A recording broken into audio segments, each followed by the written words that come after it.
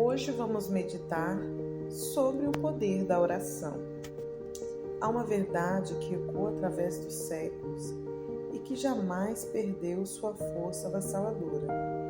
Seu joelho dobrado move o braço de Deus.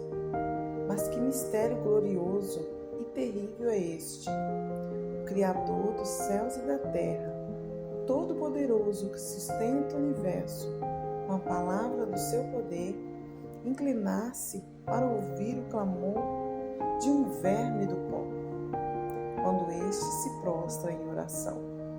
Não há poder no inferno ou na terra que possa resistir a uma alma que verdadeiramente se humilha diante do trono da graça. Quando Jacó lutou com o anjo no Val de Jaboque, conforme registrado em Gênesis, capítulo 32, ele descobriu que a verdadeira vitória não veio de sua força, mas de sua fraqueza.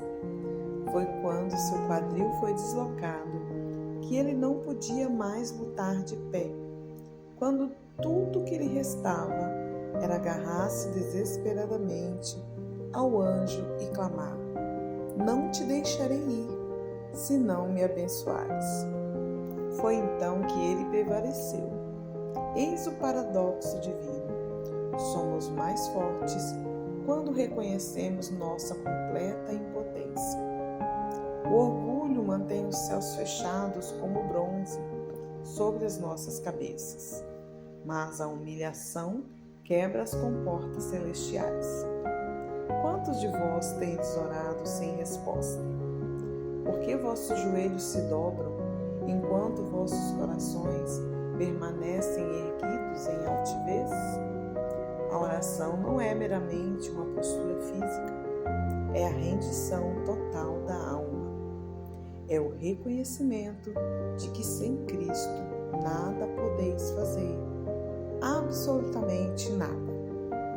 Quando Daniel, conforme o capítulo 9 de seu livro, prostrou-se em um saco e cinza, jejuando e orando pela restauração de Jerusalém, o anjo Gabriel foi enviado no momento exato em que ele começou suas súplicas. Notem bem, no momento, não depois de dias de persuasão, não após barganhas espirituais, mas no instante em que um coração quebrantado se derramou diante de Deus. Por que tantos oram e não recebem? Porque os céus parecem de ferro para tantas almas? Ah, meus caros, é porque apresentam suas petições como reis quando deveriam vir como mendigos. Aproximam-se do trono como credores cobrando uma dívida, quando deveriam restejar como devedores implorando misericórdia. A oração que move o coração de Deus não é aquela que impressiona os homens com sua eloquência, mas aquela que nasce de um espírito quebrantado e contrito. Davi, o homem segundo o coração de Deus, conhecia este segredo. Salmo 51. Após seu terrível pecado com Batseba, ele não ofereceu sacrifícios de touros ou carneiros, mas apresentou o único sacrifício que Deus jamais desprezará: um coração quebrantado.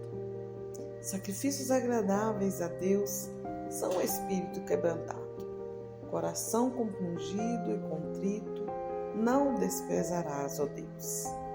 Considerai Elias no Monte Carmelo, conforme 1 Reis, capítulo 18, após desafiar 450 profetas de Baal, após clamar fogo do céu que consumiu o holocausto, o altar e até a água nas valetas, este poderoso profeta subiu ao cume do Carmelo e ali, vejam a postura, colocou o rosto entre os joelhos.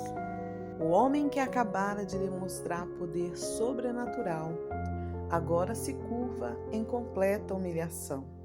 7 vezes mandou seu servo olhar, 7 vezes perseverou em oração até que uma pequena nuvem, do tamanho da mão de um homem, apareceu. Então os céus, que estiveram fechados por 3 anos e 6 meses, se abriram em abundante chuva. Mas ouçam-me bem. Não penseis que qualquer oração moverá o braço divino. Há orações que são abominação aos olhos do Altíssimo. Tiago, capítulo 4, versículo 3, nos adverte: pedis e não recebeis, porque pedis mal, para esbanjardes em vossos prazeres. Quantos há que dobram os joelhos, mas não o coração? Quantos murmuram palavras piedosas, enquanto suas mentes vagueiam pelos negócios do mundo? Quantos recitam orações como papagaios treinados, sem uma gota de sinceridade ou fervor? Ó geração hipócrita! Pensais que Deus é como os ídolos mudos dos pagãos, que podem ser manipulados com vãs repetições? O Senhor vê através de vossa religiosidade exterior e enxerga a podridão de vossos corações, não regenerados. Vossas orações sobem apenas até o teto, e ali se dissipam como fumaça, pois não são impulsionadas pelo fogo do Espírito Santo. Mas quando uma alma verdadeiramente quebrantada se prostra, quando o pecador consciente de sua miséria clama das profundezas, quando o filho do pródigo finalmente diz: Pai, pequei contra o céu e diante de ti, então os anjos param suas harpas para ouvir. Então o próprio trono de Deus se inclina. Então as comportas da misericórdia se rompem.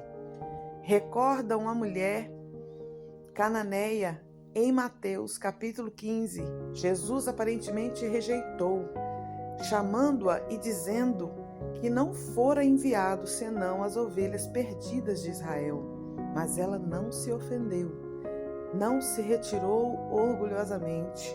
Pelo contrário, aceitou o lugar de humilhação e disse: Sim, Senhor, mas até os cachorrinhos comem das migalhas que caem da mesa dos seus donos. E Jesus, maravilhado com tal fé, nascida da humildade, exclamou: Ó mulher, grande é a tua fé, faça-se contigo como queres. Eis o segredo.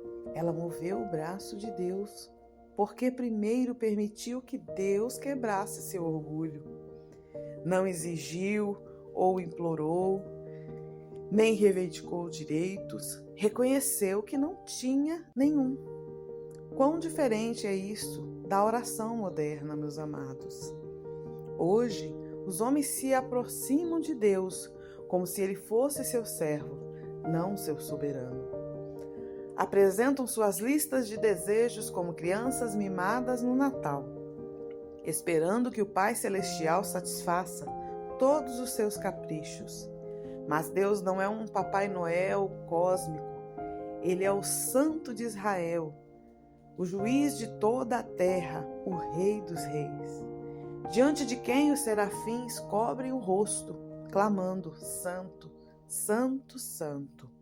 Quando Isaías viu o Senhor assentado sobre um alto e sublime trono, conforme Isaías capítulo 6, sua primeira reação não foi pedir bênçãos, mas clamar: Ai de mim que vou perecendo, porque eu sou um homem de lábios impuros. Esta visão de santidade de Deus e de nossa própria indignidade que produz a oração eficaz. Considerai Josué diante do anjo do Senhor. Em Josué capítulo 5, este valente guerreiro, sucessor de Moisés, conquistador de Jericó, prostrou-se com o rosto em terra e adorou. Não veio com arrogância militar, mas descalçou as sandálias, reconhecendo que pisava em terra santa. Oh, se os homens hoje entendessem que cada momento de oração é um pisar em terra santa, mas aí vivemos em dias de trevas espirituais, onde a familiaridade gerou desprezo. Os homens tratam o Todo-Poderoso como um igual. Chamam-no de parceiro ou amigão lá de cima. Blasfêmia. Ele é amigo dos que o temem. Sim, mas primeiro é Senhor. A amizade com Deus não elimina a reverência, intensifica.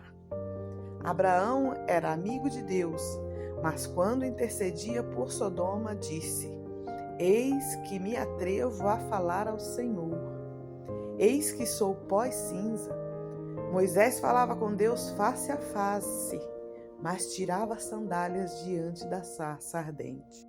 Agora pergunto: onde está a vossa vida de oração? Tendes movido o braço de Deus ou apenas movido vossos lábios em vãs repetições? Quando foi a última vez que choraste em oração? Quando foi a última vez que lutaste com Deus até o romper da alva? Quando foi a última vez que jejuaste? Porque o peso das almas perdidas era insuportável? Ó geração moma e apática, vós tendes transformado a oração em um ritual morto. Mas deixai-me falar agora daqueles gigantes da fé, que conheceram o segredo do joelho dobrado. George Miller, aquele homem de fé que sustentou milhares de órfãos, sem jamais pedir um centavo aos homens, passava horas de joelho cada manhã. Certa vez disse: não me levanto de meus joelhos, até que a alegria do Senhor seja minha força para o dia. 50.000 orações respondidas ele registrou em seu diário. 50.000. E vós dizeis que Deus não responde mais orações hoje? Mentira do inferno. Deus é o mesmo ontem, hoje e eternamente. O problema não está em Deus, está em nós. João Aide, conhecido como Eide, que orava e passava noites inteiras em intercessão pela Índia. Seu coração estava tão sobrecarregado pelas almas perdidas que os médicos descobriram que o seu coração havia se deslocado para o lado direito do peito, devido à intensidade de sua vida de oração.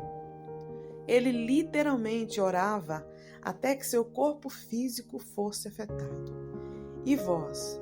Vós orais 5 minutos e já bocejais de tédio. David Brainerd, missionário entre os índios americanos, orava nas florestas geladas até que a neve ao redor derretesse com o calor de sua intercessão.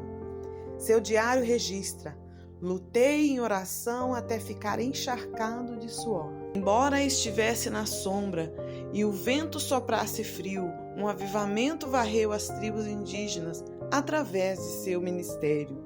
Vós orais confortavelmente em vossas camas aquecidas e vos perguntais: por que não vemos poder? Charles Finney testificou que às vezes o espírito de oração vinha sobre ele com tal peso que tinha de clamar em agonia de alma por horas. Disse ele: o Espírito Santo orava através de mim com gemidos inexprimíveis. Cidades inteiras foram convertidas através de seu ministério. Mas hoje temos orações cronometradas, orações de conveniência, orações sem lágrimas, sem foco, sem poder. E depois nos perguntamos: por que a igreja está morta? Por que os jovens abandonam a fé? Por que o mundo zomba do evangelho? É porque tentamos fazer a obra de Deus sem o poder de Deus. E o poder de Deus só vem através da oração. Neemias, copeiro do rei, ao ouvir sobre a desolação de Jerusalém, conforme Neemias capítulo 1, assentou-se e chorou e estava lamentando por muitos dias, jejuando e orando perante o Deus dos céus. Notem muitos dias, não uma oração rápida, não um pedido casual, mas dias de busca agonizante. E o resultado? O coração do rei pagão foi movido. Recursos foram providenciados e os muros de Jerusalém foram reconstruídos em 52 dias. Um milagre. Mas milagres seguem aqueles que oram. o preço da oração verdadeira. Ah, mas direis, irmão, eu oro, mas não vejo resultados. Permite-me ser franco convosco. O problema pode estar no pecado não confessado em vossa vida. O Salmo 66, versículo 18, declara solenemente: se eu atender a iniquidade no meu coração, o Senhor não me ouvirá. Quantos há que guardam rancor contra o irmão e esperam que Deus ouça suas orações? Impossível. Jesus disse em Marcos capítulo 11, versículo 25, quando estiverdes orando, se tendes alguma coisa contra alguém, perdoai. Não disse se sentirdes vontade, não disse quando o outro pedir desculpas, disse perdoai. Vossa falta de perdão é um muro entre vós e Deus. Outros há que vivem em pecado deliberado e ainda ousa aproximar-se do trono da graça. Fornicação, adultério, pornografia, mentira, roubo, e ainda levantam a mão no culto como se nada houvesse. Hipócritas, Deus não é zombado. Provérbios 28, verso 9 diz: o que encobre as suas transgressões nunca prosperará, mas o que as confessa e deixa alcançará a misericórdia. Confessa e deixa, não apenas confessa e continua. O arrependimento sem abandono de pecado é remorso mundano que opera a morte. Mas há ainda outro impedimento: incredulidade. Hebreus capítulo 11, verso 6 declara categoricamente: sem fé é impossível agradar a Deus, porque é necessário que aquele que se aproxima de Deus creia que Ele existe e que é galardoador dos que o buscam. Muitos oram sem realmente crer que Deus responderá. Oram por obrigação, por tradição, por religiosidade, mas no fundo de seus corações não creem que Deus intervirá. Esta é uma oração morta. Tiago capítulo 1, versículos 6 e 7 adverte: peça com fé, não duvidando, porque o que duvida é semelhante à onda do mar, que é levada pelo vento e lançada de uma parte para outra. Não pense, homem, que receberá do Senhor alguma coisa, nem uma migalha. Mas quando a fé verdadeira se une ao joelho dobrado, montanhas são removidas. Jesus disse em Mateus 21, versículo 22, tudo o que pedirdes, orando, crendo recebereis. Olha que promessa, mas notem a condição, é preciso crer. Crendo, a mulher com fluxo de sangue por 12 anos, conforme Marcos 5, havia gastado tudo com médicos e só piorava. Mas ela disse em seu coração: se tão somente tocar em suas vestes, sararei. E quando tocou, poder saiu de Jesus e ela foi imediatamente curada. Sua fé moveu o poder de Deus, mas ela primeiro teve que vencer a multidão, vencer a vergonha, vencer o desespero. Precisamos falar também sobre perseverança na oração. Jesus contou a parábola da viúva importuna em Lucas, capítulo 18, justamente para ensinar que devemos sempre orar e nunca desfalecer. A viúva não tinha direitos, não tinha influência, não tinha recursos, mas tinha uma coisa: persistência.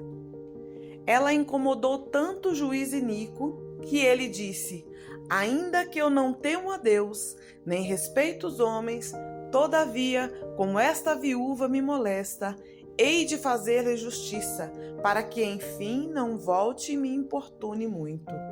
E Jesus conclui: e Deus não fará justiça aos seus escolhidos, que clamam a Ele de dia e de noite? Mas onde estão os que clamam dia e noite hoje? Onde estão os que perseveram até a resposta chegar?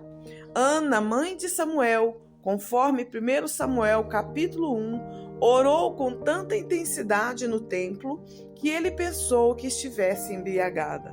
Ela derramava sua alma perante o Senhor em amargura de espírito. Ano após ano, ela subia ao templo e orava, e Deus se lembrou dela. Deu-lhe não apenas Samuel, mas mais 3 filhos e 2 filhas. Deus honra a perseverança. Jacó lutou a noite toda. Daniel orou 21 dias, até que o anjo rompeu a resistência demoníaca. Jesus orou no Getsêmani, até suas gotas de sangue escorrer. Paulo orou 3 vezes pelo espinho na carne, até receber resposta. A oração não é o micro-ondas espiritual, onde colocamos nossos pedidos e em seguida temos a resposta. Às vezes Deus nos faz esperar para testar nossa fé, para purificar nossos motivos, para nos ensinar dependência. Abraão esperou 25 anos pela promessa de Isaac. José esperou 13 anos, desde o sonho até o palácio. Moisés esperou 40 anos no deserto, antes de libertar Israel. Mas a espera não foi em vão. Durante a espera, Deus estava trabalhando, moldando, preparando. Mas vós, geração impaciente, sempre desiste. Orei por um emprego, na segunda e na sexta ainda estava desempregado? Aí pensa, Deus não ouve orações. Deus não é vosso empregado. Ele opera segundo a sua sabedoria, não na vossa pressa. Lembro-me de George Miller, que orou por 5 amigos não convertidos. Após 5 anos, um se converteu. Após 10 anos, 2 mais. Após 25 anos, o 4. E no funeral de Miller, após 52 anos de oração, o 5º entregou sua vida a Cristo. 52 anos orando pela mesma pessoa. E vós desistis em 52 dias? Por isso não vedes milagres. Por isso não experimentais o sobrenatural. Por isso vossa religião é morta e sem poder. Falta-vos perseverança dos santos.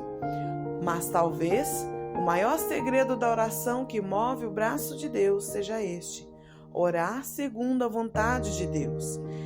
João capítulo 5, versículo 14 e 15 promete: esta é a confiança que temos nele, que se pedimos alguma coisa, segundo a sua vontade, ele nos ouve. E se sabemos que nos ouve em tudo que pedimos, sabemos que alcançamos as petições que lhe fizemos, segundo a sua vontade, não segundo nossos caprichos. Jesus, o próprio Filho de Deus, orou no Getsêmani: não seja como eu quero, mas como tu queres. E se o Filho submeteu à vontade do Pai, quanto mais nós, vermes pecadores. Mas como conhecer a vontade de Deus? Através de sua palavra. Romanos 12, verso 2 diz: transformai-vos pela renovação do vosso entendimento, para que experimenteis qual seja a boa, agradável e perfeita vontade de Deus. Quanto mais mergulhamos nas Escrituras, mais nossa mente é renovada, mais nossos desejos se alinham com os de Deus, mas nossas orações se tornam poderosas. João 15, verso 7 declara: se vós estiverdes em mim e as minhas palavras estiverem em vós, pedireis tudo o que quiserdes e vos será feito. Notem a condição: suas palavras em nós. Quando a palavra de Deus satura nosso ser, naturalmente pedimos o que agrada a Ele. Mas aí, quantos há que nunca abrem a Bíblia e ainda esperam que suas orações sejam respondidas? Querem os benefícios do reino sem se submeterem ao rei. Querem as promessas sem os preceitos. Impossível. E aqui chegamos ao cerne da questão. A oração que move o braço de Deus nasce de um relacionamento íntimo com Deus. Não é uma forma mágica, não é uma técnica, é o transbordar de um coração que ama a Deus acima de tudo. Enoque andou com Deus antes de ser trasladado. Noé era íntimo de Deus antes do dilúvio. Abraão era amigo de Deus antes das promessas. Moisés conhecia Deus face a face antes dos milagres no Egito. Intimidade precede autoridade. Mas vós quereis autoridade sem intimidade, poder sem pureza, milagre sem santidade. Por isso vossas orações batem no teto e voltam vazias. Deus não é impressionado por nossas palavras eloquentes, se vosso coração está longe dele. Isaías 29, verso 13 denuncia: este povo se aproxima de mim com a sua boca e me honra com seus lábios, mas o seu coração está longe. Coração longe, orações vãs. Mas quando um coração apaixonado por Deus se derrama em oração, então o próprio inferno treme. Amados, estamos nos últimos dias. Segundo Timóteo 3 nos adverte sobre os tempos trabalhosos que viriam, onde os homens seriam amantes de si mesmos, avarentos, presunçosos, soberbos, mais amigos dos deleites do que amigos de Deus, tendo aparência de piedade, mas negando a eficácia dela. Não é exatamente o que hoje vemos? Igrejas cheias de pessoas vazias, cultos com entretenimento, mas sem unção. Pregações que agradam os ouvidos, mas não confrontam o pecado. E no meio desta apostasia generalizada, Deus procura intercessores. Ezequiel, capítulo 22, verso 30, registra o lamento divino. Busquei entre eles um homem que estivesse tapando o muro e estivesse na brecha perante mim pela terra, para que eu não a destruísse. Mas a ninguém achei. A ninguém. Que tragédia. Será que Deus diria o mesmo hoje? Onde estão os que se põem na brecha? Onde estão os que choram pelos pecados da nação? Onde estão os que gemem pelas abominações que se cometem? Eu vos imploro, sede vós esses intercessores. O tempo é curto, Jesus está voltando, as trombetas estão prestes a soar. E milhões caminham cegamente para o inferno enquanto a igreja dorme. Despertai, vós que dorme. Levantai-vos de vossos joelhos endurecidos e começai a clamar. Clamai por vossos filhos para que os que estão se perdendo no mundo. Clamai por vossos cônjuges que ainda não conhecem a Cristo. Clamai por esta geração perversa e corrompida. O inferno está se enchendo enquanto vós assistis televisão. Almas estão perecendo enquanto vós rolais nas redes sociais. O juízo se aproxima enquanto vós vos preocupais com futilidades. Onde está vosso senso de urgência? Onde está a vossa compaixão pelas almas? Jesus orou quando tinha grande tristeza e continua com dor no coração pelos seus irmãos israelitas. E vós, quando foi a última vez que choraste por um pedido? Eu vos desafio hoje. Tomai uma decisão. Decidi ser homens e mulheres de oração. Não amanhã, hoje. Se esta mensagem falou com você, inscreva-se no canal Viva Feliz Realize. Curta, compartilhe e comente aqui embaixo o que Deus ministrou ao seu coração.